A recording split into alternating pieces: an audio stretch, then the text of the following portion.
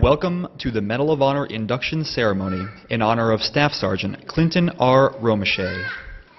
Staff Sergeant Romesha was awarded our nation's highest and most prestigious award for valor by the President of the United States, the Medal of Honor. This afternoon, he will formally be inducted into the Pentagon's most sacred place, the Hall of Heroes. Our hosts for today's ceremony are the Secretary of Defense, the Honorable Leon E. Panetta, the Secretary of the Army, the Honorable John M. McHugh, the Chief of Staff of the Army, General Ray Odierno, and the Sergeant Major of the Army, Raymond F. Chandler III. Ladies and gentlemen, please stand for the arrival of the official party and remain standing for the singing of our national anthem by Master Sergeant Antonio Giuliano and the invocation which will be delivered by Chaplain Matthew Weathers.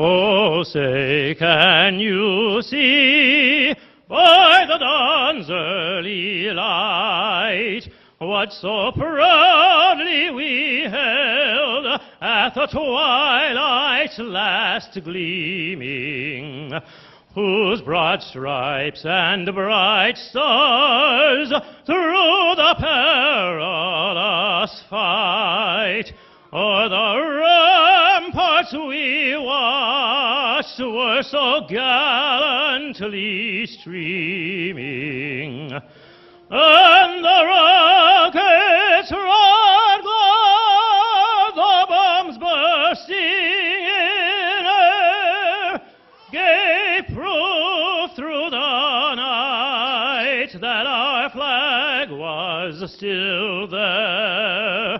Oh, say, does that star-spangled banner yet wave o'er the land of the free and the home of the brave?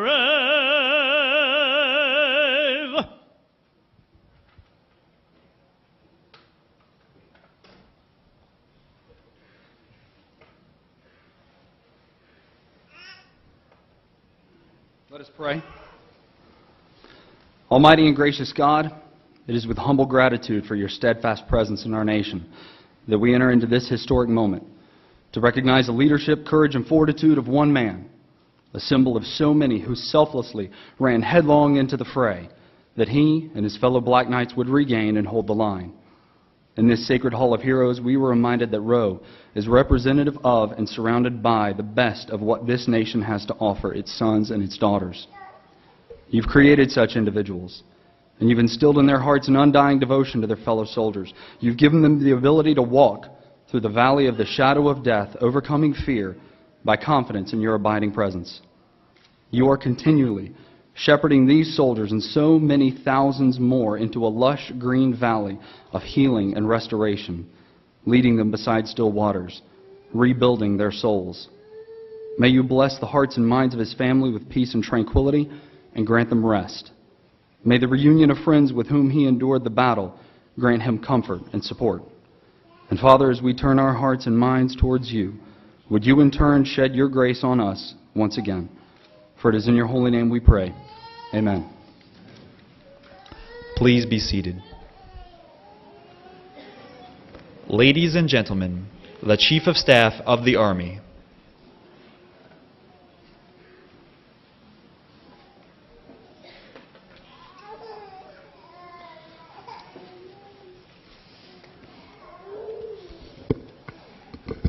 Good afternoon. Thanks everyone for being here today. It's so great to see so many people turn out to pay tribute to Staff Sergeant Romesha. He joins a distinguished lineage of national heroes, among them Lieutenant General retired Robert Foley, Colonel retired Harvey Barnum Jr., and First Lieutenant retired Brian Thacker, who are all here today. And if you all could please stand up, please. Thank you so much for being here.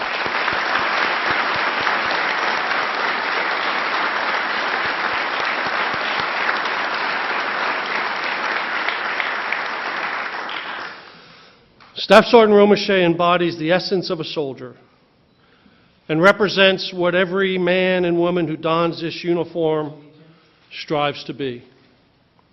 An individual has earned the trust of all whom he associates with. One who possesses a humility and selflessness that we all respect. One who embraces esprit de corps and routinely demonstrates a dedication to his profession with moral and physical courage that epitomizes the ethos of the American soldier. In the face of imminent danger, he never quit. He always put his mission first. He never accepted defeat. Above all else, he never left his fallen comrades. Just as he was there for them that day, his band of brothers from Bravo Troop were there for him. And they are here today for him.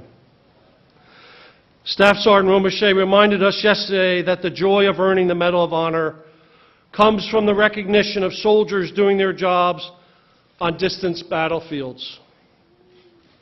But he also said it is countered by the constant reminder of the loss of our battle buddies, my soldiers, my friends. On October 3rd, 2009, 8 soldiers made the ultimate sacrifice. But their presence is felt in the hearts of everyone here. We remember Private First Class Kevin Thompson, Sergeant Michael Scusa, Sergeant Joshua Kirk, Sergeant Christopher Griffin, Staff Sergeant Justin Gallegos, Staff Sergeant Vernon Martin, Sergeant Joshua Hart, and Specialist Stephen Mace. I would also like to acknowledge the Gold Star family members who are here with us. If you could please stand.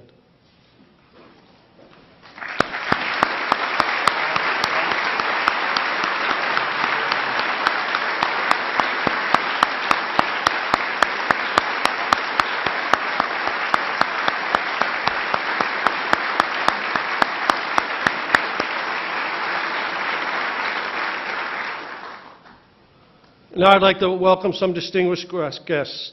Secretary of Defense Leon Panetta and his wife Sylvia. The Honorable Jessica Wright, the Undersecretary of Defense for Personnel and Readiness. Secretary John McHugh, the Secretary of the Army. Representative Kevin Kramer, Member of Congress from North Dakota. Representative Tulsi Gabbard, Member of Congress from Hawaii. General Retired Gordon Sullivan, Sergeant Major of the Army Raymond Chandler. And a special welcome to Staff Sergeant Romesha's family and friends, his wife Tammy, and their 3 children, Desi, Gwen, and Colin. His father, Gary, his mother-in-law, Diane, and his mother, Tish. His 2 brothers, his stepmother, Diane, and his mother, Tish. His 2 brothers, former Marine Preston Romesha and Air Force Master Sergeant Travis Romesha. And you can see the family has a type of service to them, and he's grown up understanding the necessity of service. His 2 sisters, Tanya Howe and Cammie Wakeland, and all of their families. His grandmother, Loy Cadona, Tammy's parents, Kevin and Lauren Small, and his grandfather-in-law, Michael Small. Thank you all so much for being here. It means so much to all of us. And I know it means so much to Clint and Tammy. It was May 2009 that Staff Sergeant Romesha deployed to Afghanistan as a section sergeant in Bravo Troop, 3rd Squadron, 61st Cavalry Regiment, the 4th Brigade Combat Team of the 4th Infantry Division. A small contingent of 53 U.S. soldiers with a platoon-size element of Afghanistan National Army soldiers were tasked with the incredibly challenging mission of securing an austere outpost surrounded by dominating terrain. Described as being at the bottom of a fishbowl, Combat Outpost Keating was surrounded on all four sides by the Hindu Kush Mountains. The pre-deployment training Staff Sergeant Romesha and his fellow mountain warriors conducted in the mountains of Colorado ended up being critical to their success in Afghanistan. The Black Knights had nearly daily contact with the enemy, but few could have known what would transpire on October 3rd. Just before dawn, in a highly coordinated attack, more than 400 Mujahideen fighters surrounded the entire perimeter of the small outpost. A deafening roar of RPGs, mortars, small arms, automatic and sniper fire rained down from all four mountaintop sides of Command Outpost Keating. As a sobering reality set in on the men who were surrounded, outmanned, and outgunned, even Staff Sergeant Romesha morbidly joked in his typical fashion that it doesn't look good. With incoming fire coming from all directions, Staff Sergeant Romesha didn't have time to contemplate the odds against him taking action. In his Herculean effort to evade enemy fire, he killed an enemy machine gun team, was engaging a second when he struck with shrapnel from an RPG that hit just feet away. In the face of death and the fury of the attack, he continuously risked his life for the men on his left and the men on his right. Over the next 8 hours, Clint Romesha was at the center of the battle, with his every action going above and beyond the call of duty. He orchestrated battlefield movements, directed and placed effective air and fire support, and provided covering fire so the casualties could be evacuated, all while leading his team to fight back against the unrelenting enemy. His calm demeanor in the middle of the firefight led his troop commander, Captain Stoney Portis, to note that it sounded like he was simply ordering coffee at a drive-thru. With a position infiltrated by enemy fires, he compelled his leadership to take back this outpost. He rallied his weary troops, motivating them to fight by leading from the front. One of his soldiers, Sergeant Tom Rasmussen, said that Staff Sergeant Romesha was a leader that would never ask his men to do something that he would not do first. Under his leadership, they launched the counterattack that turned the tide of the battle. Greatly outnumbered, those men, those brother in arms, in the truest sense of the word, fought to save each other. By the time this day-long battle was over, 80% of the buildings and equipment on Cop Keating were destroyed. 8 valiant soldiers had given their lives in the act of ultimate sacrifice for their nation, for their unit, for their comrades. Bravo Troop became one of the most decorated cavalry troops in the Army, earning 1 Medal of Honor, 9 Silver Stars, 18 Bronze Star Medals with Valor, 3 Bronze Stars, and 37 Army Commendation Medals with Valor, and 27 Purple Hearts. I'd like the men of Bravo Troop to please stand and be recognized.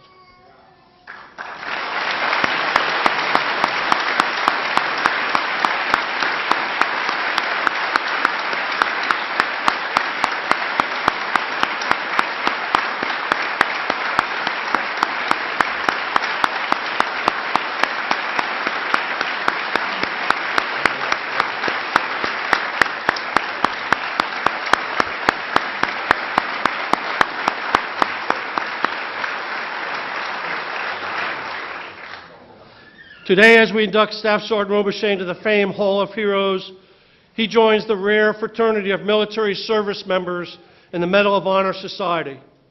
They have demonstrated uncommon valor and extraordinary courage under fire. Of being awarded the nation's highest military decoration, Staff Sergeant Romesha said that this medal isn't for me. This medal is for all the great things the platoon and the troops did that day. His humility, honor, leadership, integrity, personal courage, and selfless service represent what is best about our soldiers and our Army. Staff Sergeant Romesha's concern for his fellow soldiers His conspicuous gallantry and his intrepidity at the risk of his life, above and beyond the call of duty, make him a national hero with a lasting legacy. Today we honor Clinton, a man of character, of conviction, and of courage.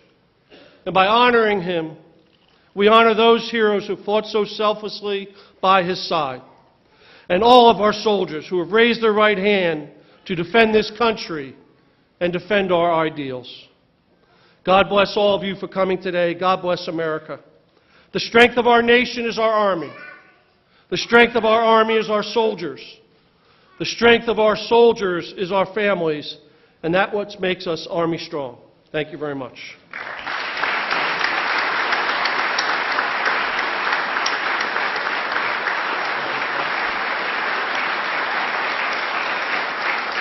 Ladies and gentlemen, the Secretary of the Army.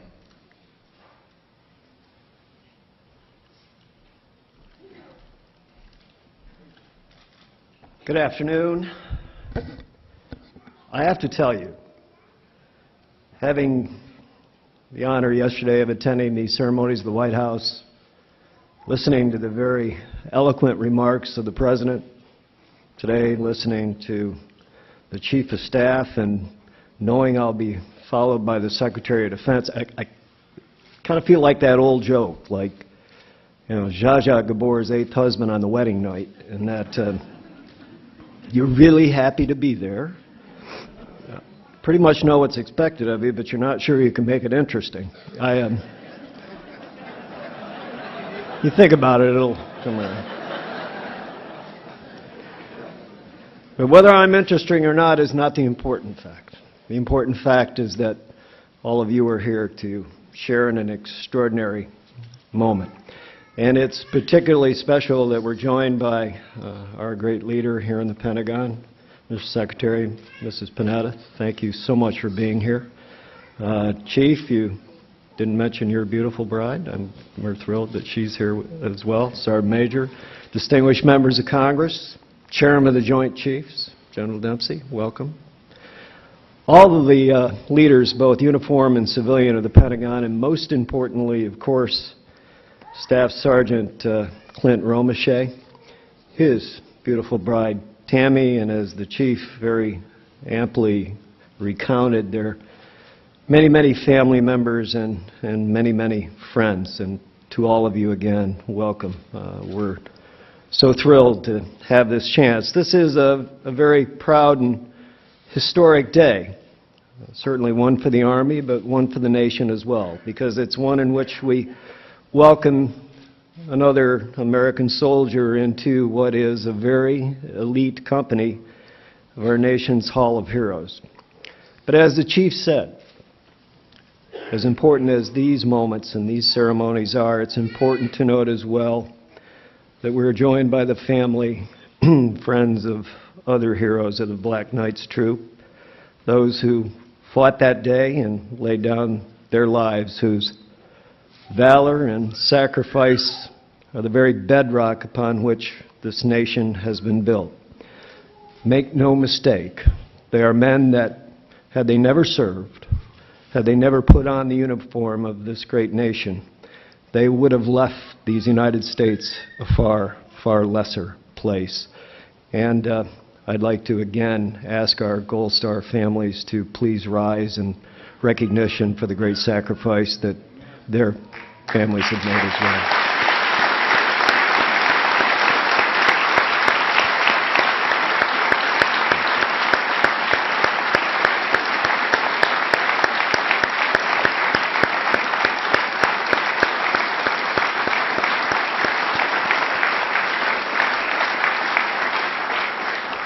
Thank you for the great sacrifice that you, your families, and your loved ones have made. You will never be forgotten in these halls or in this nation. Winston Churchill once remarked that while a medal glitters, it also casts a shadow. And no medal in American history cast a greater shadow than that of the Medal of Honor.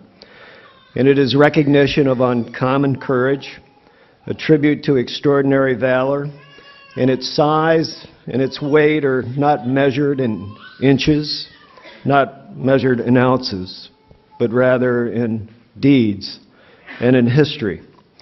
And as the Chief again noted, we are honored that some who have walked in that shadow, who indeed have cast their own significant shadows, have joined us today. Lieutenant General retired Robert Foley, Colonel retired Harvey Barnum Jr., and First Lieutenant retired Brian Thacker.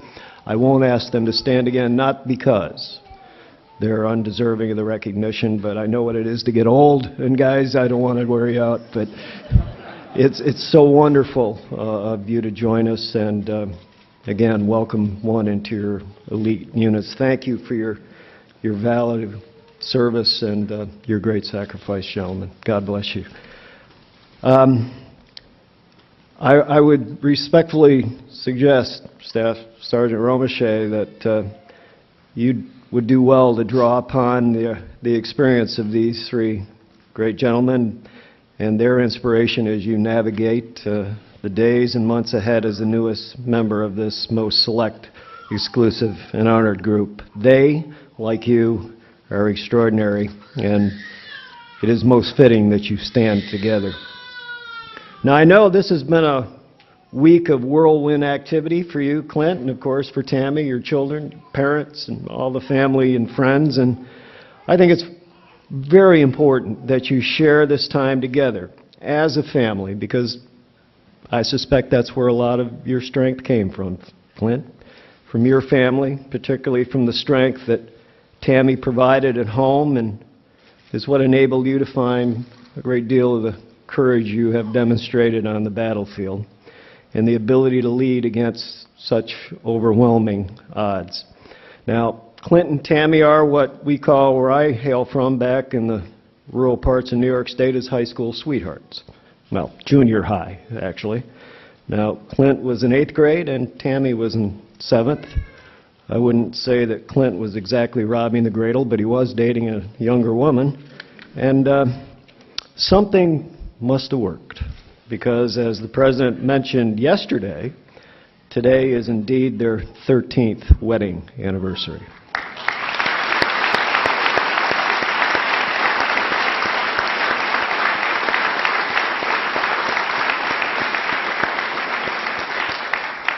I'm not sure that it was orchestrated, but it may be worth noting there are 13 stars festooned on the ribbon from which this great medal hails. So, something of fate and fortune there. It sounds like an opera.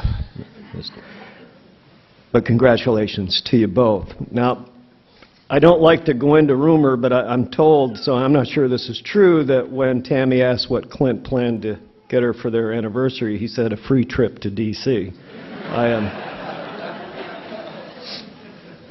I'm not going to ask if that's true, but I will say, Tammy, it's none of my business. I want to admit that, but if I were you, I wouldn't let him off the hook quite that easily. I want to let you in on what people say is one of the many, many benefits of being here in the Pentagon. It's the largest office complex in the world, and you may have noticed there's a few stores around the corridors. There's a drugstore, CVS, in case you didn't get a card. But we also have a chocolate shop, we have a florist, and we have a jeweler. And they're all just a few short steps away. So after the ceremony, Clint, take the lady shopping. She's earned it. So again, congratulations. I've had a chance to break bread with Clint and Tammy and their families, and there's no question that the two of them have a very special bond and are tremendous partners. And if there was any doubt of that, I think Desi and Gwen and Colin are evidence of that love and devotion, and in Colin's case, evidence of the energy that comes from that great pairing. Clint has said numerous times how blessed he's been to have the opportunity to lean on Tammy, and how together they came through the strain of deployments and the heartache of losing friends.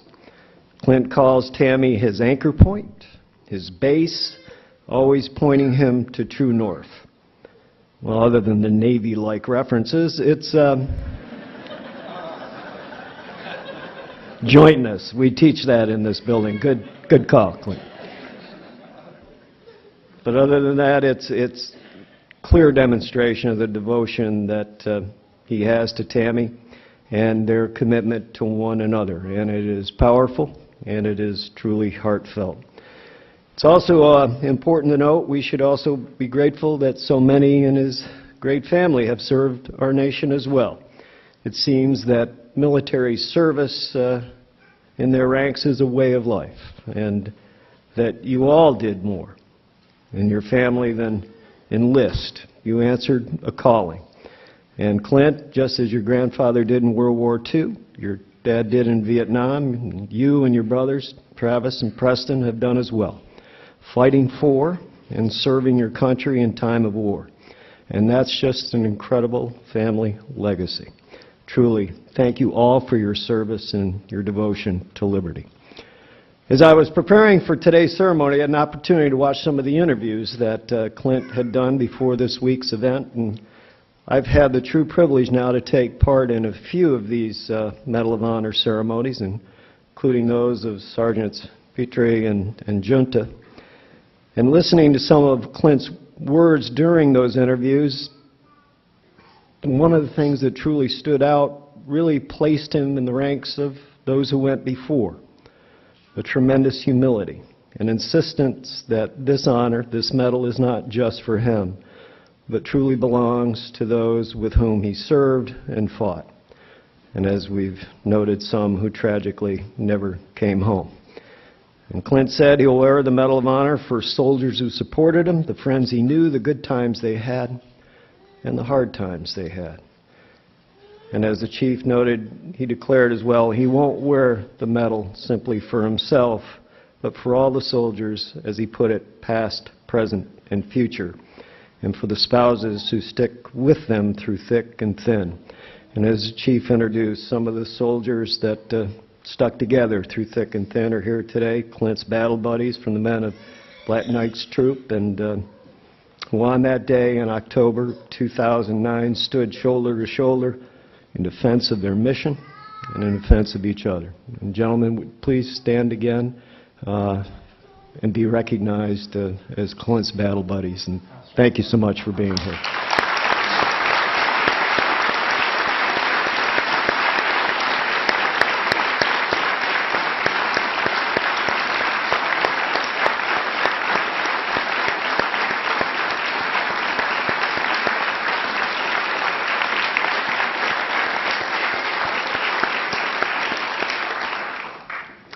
I mentioned that great champion of freedom, Winston Churchill, in my opening comments, and let me close by again using his statement that medals, indeed this Medal of Honor, cast a great shadow over those who earned it. An ever-present reminder of battles fought and lost and conspicuous gallantry, risking your own life above and beyond the call of duty. All of those things indeed merit our nation's gratitude. It's a shadow that you will walk in together, cast even larger by those with whom you serve, those who supported you, the friends you knew, the soldiers, the spouses, and families past, present, and future. Clint, you earned this medal. You earned it through your bravery, but you also earned it through your character. And we're so very, very proud to have this opportunity today and to share in this moment that you earned. And Clint and Tammy, family and friends, congratulations on this great honor. Thank you so much for your service, your devotion to duty, the country. And God bless you, God bless our Army, and God bless these United States. Thank you.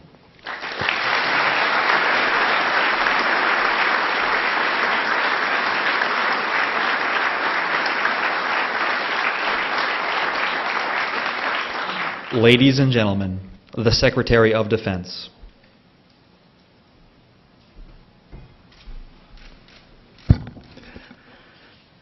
Thank you very much, ladies and gentlemen. It's a tremendous honor to have the opportunity to pay tribute to this newest Medal of Honor winner.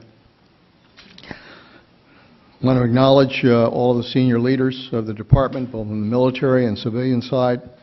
I also want to pay tribute, obviously, to our Medal of Honor winners that are here. Thank you for your presence. We are honored to have you here at the Pentagon. And I want to particularly thank all of the people who've come out to this ceremony to pay tribute to this hero. Clint Romesha, a great American hero, a great American patriot. And I want to welcome, in particular, his family, the Romesha family, for coming here and joining all of us in paying tribute to the courage not only of Clint, but to the patriotism of his family and their willingness to support someone that had to put his life on the line. It's been my experience that every warrior who's out there who puts his or her life on the line, that behind them is a family that supports and shares in the many sacrifices that come with serving this country. That love, that support, that sacrifice is provided by the families of our servicemen and women, and it is central to the strength of our military. We simply could not do the job that we are asked to do without the support of our families, without their love, without their willingness to sacrifice while we have to respond to the duty that the country calls us to perform. Throughout America, families quietly serve as a critical foundation for our nation's security. We could not protect this country. We could not keep it safe without those families that are willing to support loved ones who are called to duty. So I thank you. I thank you from the bottom of my heart for your sacrifice. I thank you for your love and all you have done on behalf of the great soldiers, warriors who have fought on behalf of America. I've said before that I believe that a new greatest generation of Americans has stepped forward after 9/11. A new generation of patriots that answered the call to serve, to fight our country's wars. This generation has endured enormous hardships, and they have done it with unflinching courage. I know that it wasn't too long ago that some just thought that, we could identify one or two of those greatest generations that served this country. But my view is that, frankly, every generation that puts their life on the line for America is the greatest generation. And that's true for those who have fought and died since 9/11. They've dealt with lengthy separations from friends and family, repeated deployments, time and time again, to austere battlefields in distant lands. They've witnessed the horrors of modern warfare, seeing their comrades in arms, their closest friends, horribly maimed and, yes, killed by the scourge of IEDs and the scourge of an enemy whose purpose is to kill Americans.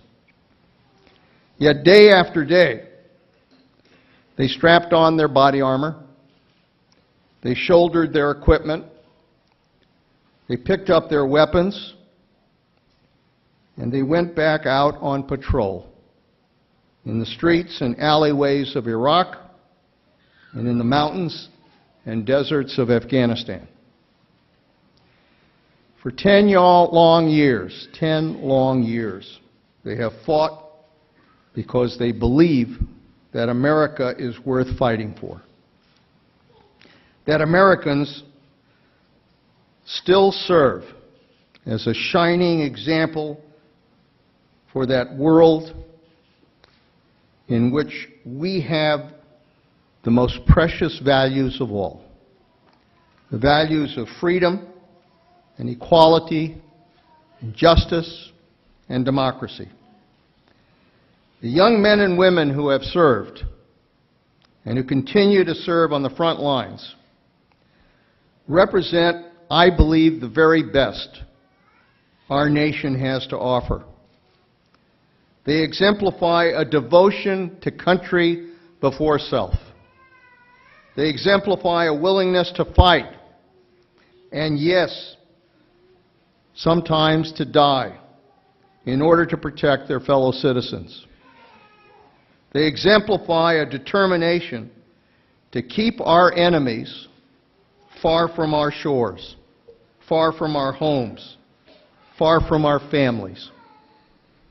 And as part of that determination, the United States is committed to preventing Afghanistan from once again becoming a safe haven for al-Qaeda,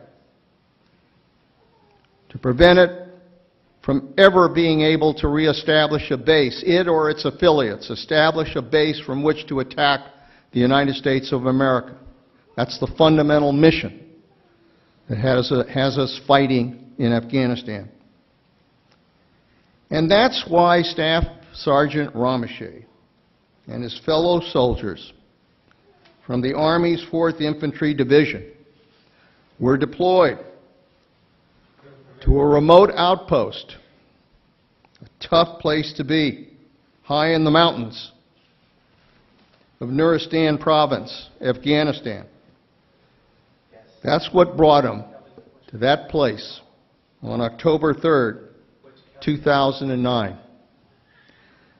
That morning, more than 400 heavily armed Taliban insurgents hid behind trees and boulders on the mountain slopes that surrounded combat outpost Keating. They were no doubt confident in their ability to drown that small base in a barrage of heavy weapons, of heavy fire, and then overrun the outnumbered defenders. That the Taliban failed to overtake combat outpost Keating is, with those numbers, a testament to the bravery, the heroism, the warrior spirit of the 50 American soldiers who fought to save it. They failed because of brave young men, such as Clint Romesha, a combat veteran who had already served 2 tours of duty in Iraq, and who distinguished himself above and beyond the call of duty on that day. They failed because he and his fellow soldiers were determined to hold that post. And Clint later put it to a reporter, that was our America right there. That was our America right there. We own that. And we weren't going to let anybody come and take it. Today, as we honor Clint's heroic actions, we also honor the memory of the 8 American soldiers who died that day defending their post. The toughest thing, I've said this often, and it's true, the toughest thing I have to do as Secretary of Defense is to write condolence letters to the families of those who have given their lives for this country. And I struggle deeply to find the right words that can provide some degree of comfort to those families. The message I try to send is that as tough as it is to lose a loved one, perhaps there is some comfort to know that they gave their lives for this country, and that they are heroes, and that they are patriots, and that they will never, never be forgotten. Now, as I prepare to step down as Secretary, I think above all that those letters to family members that I've written over the past 19 months, I think about each of those families that I wrote to. And I think about the lives that were cut short in the prime of their life. The promises, the dreams, the aspirations each of those fallen heroes carried with them. It is my fervent hope that they, along with all of those Americans who have given their last full measure over these past 10 years, are not simply regarded as a number, that they are remembered as individuals, each with their own unique story, each with a family that they left behind, each with friends that miss them deeply. It is my hope that we will forever honor the sacrifice and carefully weigh when we send American young men and women into battle, and know full well that when we do it because we love the United States of America. Clint Romesha, on behalf of a grateful nation, I want to thank you for your service and for your bravery, and for the fact that you fought because the United States of America and the safety of all of our citizens were at stake. You fought well, you fought bravely, and your courage is now a part of American history. God bless you, and God bless all of our men and women in uniform.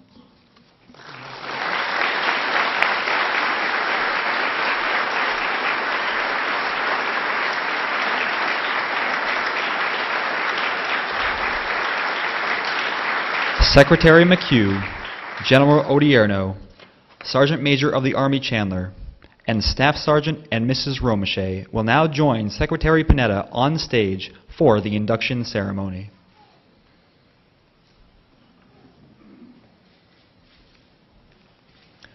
The President of the United States of America, authorized by Act of Congress, has awarded in the name of Congress the Medal of Honor to then Staff Sergeant Clinton R. Romesha, United States Army. Staff Sergeant Clinton R. Romesha distinguished himself by acts of gallantry and intrepidity at the risk of his life above and beyond the call of duty while serving as a section leader with Bravo Troop, 3rd Squadron, 61st Cavalry Regiment, 4th Brigade Combat Team, 4th Infantry Division, during combat operations against an armed enemy at Combat Outpost Keating, Kamdesh District, Nuristan Province, Afghanistan, on October 3, 2009. On that morning, Staff Sergeant Romesha and his comrades awakened to an attack by an estimated 400 enemy fighters occupying the high ground on all 4 sides of the complex. Employing concentrated fire from recoilless rifles, rocket-propelled grenades, anti-intense enemy fire to conduct a reconnaissance of the battlefield and seek reinforcements from the barracks before returning to action with the support of an assistant gunner. Staff Sergeant Romesha took out an enemy machine gun team and, while engaging a second, the generator he was using for cover was struck by a rocket-propelled grenade, inflicting him with shrapnel wounds. Undeterred by his injuries, Staff Sergeant Romesha continued to fight, and upon the arrival of another soldier to aid him and the assistant gunner, he again rushed through the exposed avenue to assemble additional soldiers. Staff Sergeant Romesha then mobilized a 5-man team and returned to the fight equipped with a sniper rifle. With complete disregard for his own safety, Staff Sergeant Romesha continually exposed himself to heavy enemy fire as he moved confidently about the battlefield, engaging and destroying multiple enemy targets, including 3 Taliban fighters who had breached the compound outpost's perimeter. While orchestrating a successful plan to secure and reinforce key points of the battlefield, Staff Sergeant Romesha maintained radio communication with the Tactical Operations Center. As the enemy forces attacked with even greater ferocity, unleashing a barrage of rocket-propelled grenades and recoilless rifle rounds, Staff Sergeant Romesha identified the point of attack and directed air support to destroy over 30 enemy fighters. After receiving reports that seriously injured soldiers were at a distant battle position, Staff Sergeant Romesha and his team provided covering fire to allow the injured soldiers to safely reach the aid station. Upon receipt of orders to proceed to the next objective, his team pushed forward 100 meters under overwhelming enemy fire to recover and prevent the enemy fighters from taking the bodies of their fallen comrades. Staff Sergeant Romesha's heroic actions throughout the day-long battle were critical in suppressing an enemy that had far greater numbers. His extraordinary efforts gave Bravo Troop the opportunity to regroup, reorganize, and prepare for the counterattack that allowed the troop to account for its personnel and secure combat outpost Keating. Staff Sergeant Romesha's discipline and extraordinary heroism above and beyond the call of duty reflect great credit upon himself, Bravo Troop, 3rd Squadron, 61st Cavalry Regiment, 4th Brigade Combat Team, 4th Infantry Division, and the United States Army. The War on Terrorism plaque will now be unveiled, inducting Staff Sergeant Clint R. Romesha into the Hall of Heroes.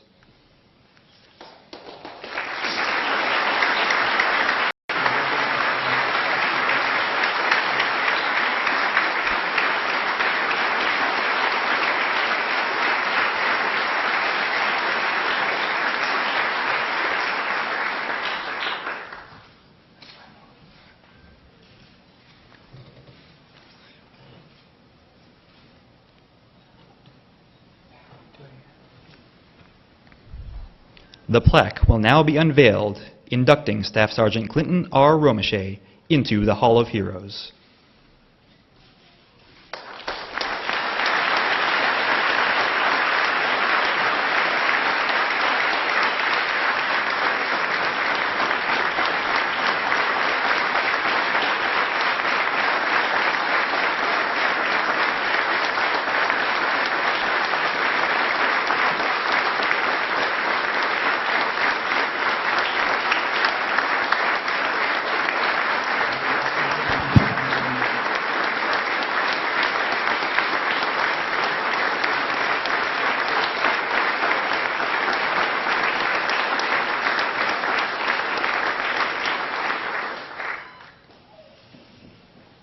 At this time, the Secretary of Defense will present the Medal of Honor flag.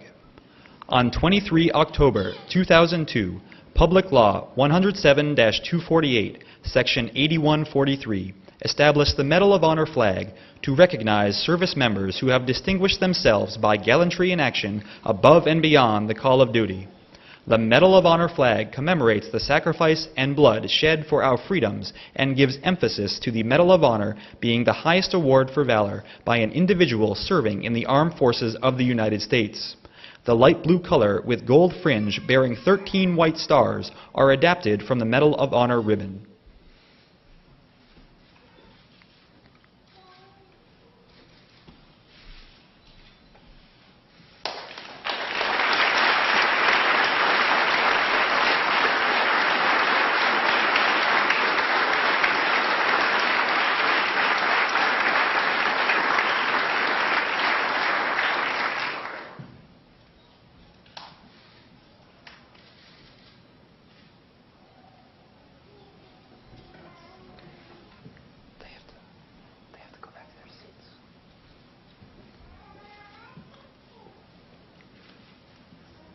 Ladies and gentlemen, Staff Sergeant Romesha.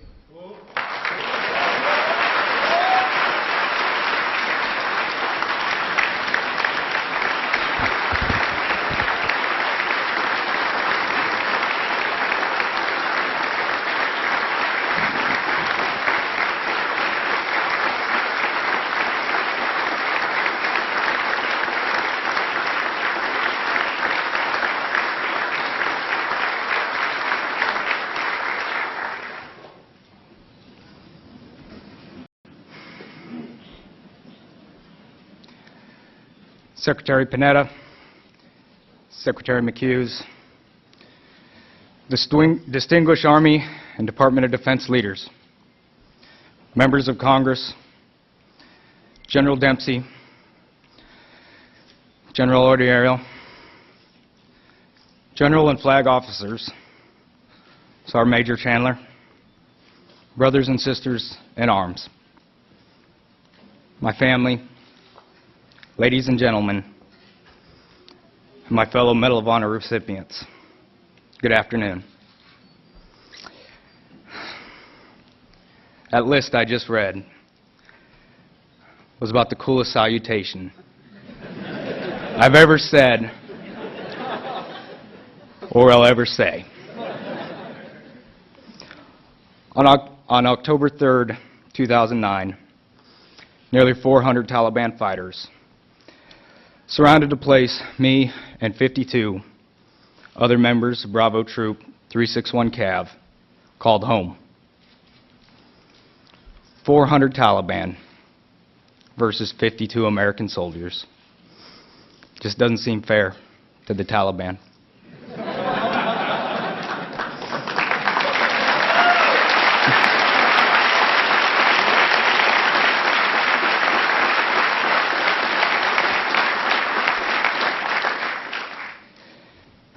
It was our home, and they simply couldn't have it. But as you know, the Medal of Honor is not often given when things went well on a battlefield. It tends to come at a price, and heroes are often revealed. Some say I'm a hero, but it doesn't make sense because I got to come home with few scars.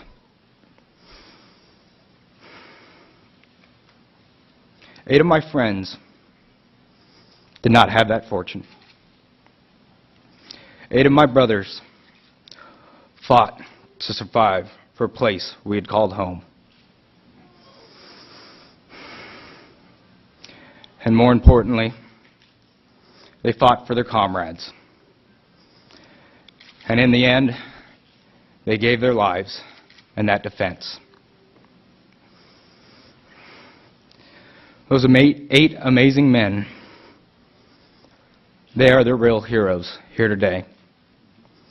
Vernon Martin, Justin Gallegos, Joshua Hart, Michael Scusa, Joshua Kirk, Christopher Griffin, Stephen Mace, and Kevin Thompson. These aren't just names.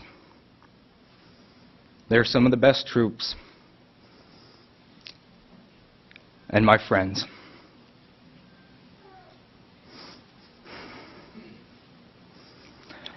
I will wear it with dignity and humility in their honor.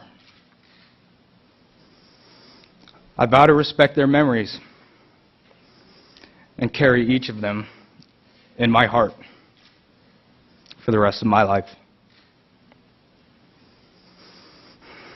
It is on their behalf that I stand before you today as just a regular grunt, so wonderfully recognized.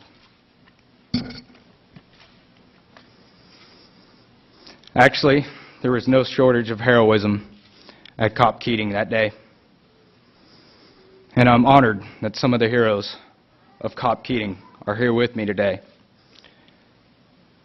And since I know they got out of PT yesterday, can the members of Bravo Troop, 3rd Squadron, 61st Cavalry Regiment, 4th Brigade Combat Team, stand and be recognized?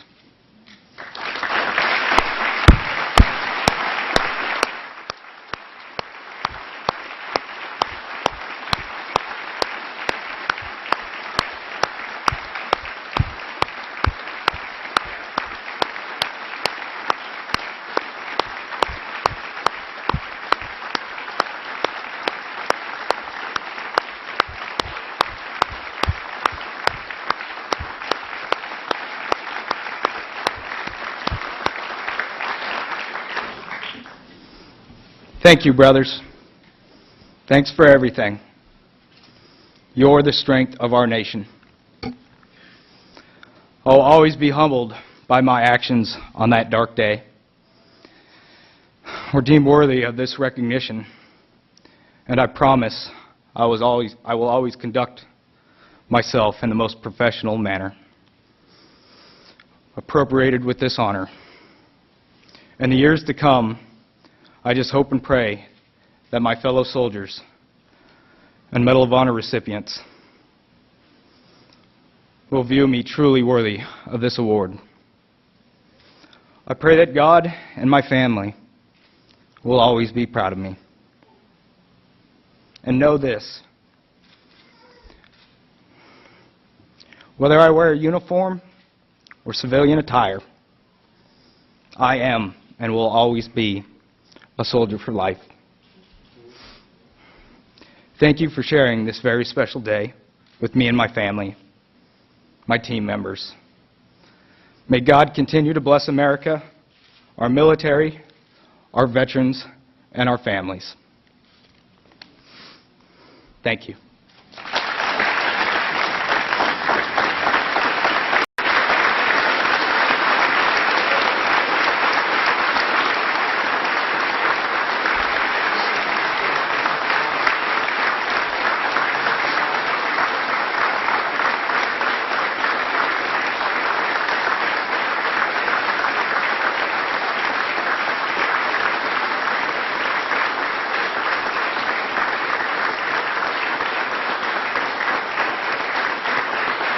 Ladies and gentlemen, please remain standing and join in the singing of the Army Song. The words to the Army Song can be found in your program.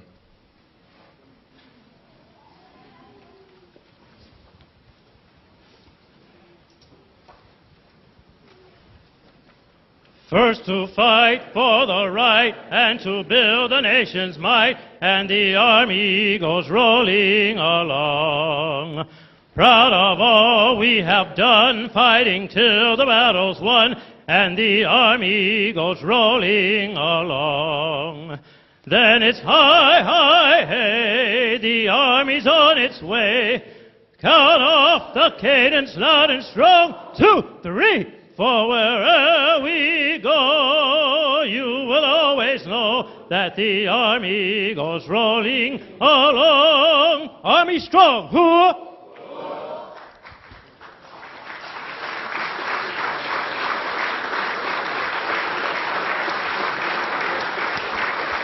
Ladies and gentlemen, please pause for a moment at your seats to allow the official party to exit the auditorium.